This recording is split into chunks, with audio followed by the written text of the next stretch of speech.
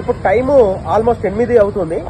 నేను ఒక కూరగాయల వ్యాపారస్తుల దగ్గరికి వచ్చాను.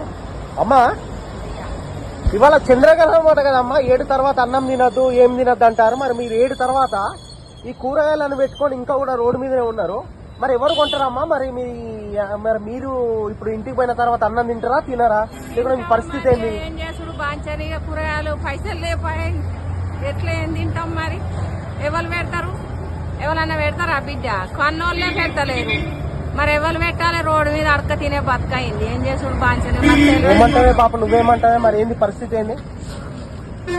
పరిస్థితి అదే మనకు అది పడేది మనకు తెలియదు కదా.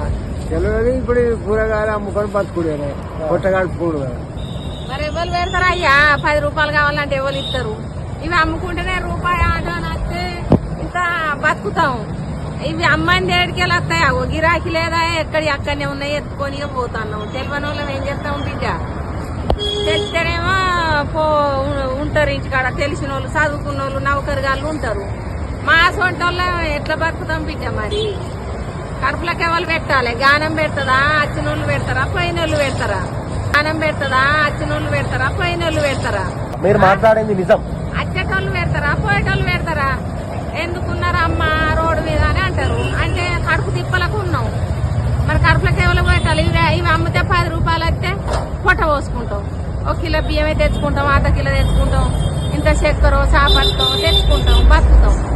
ఇవి పోయింది మేము ఎట్లా బతుకుతాం బిడ్డ? అయ్యా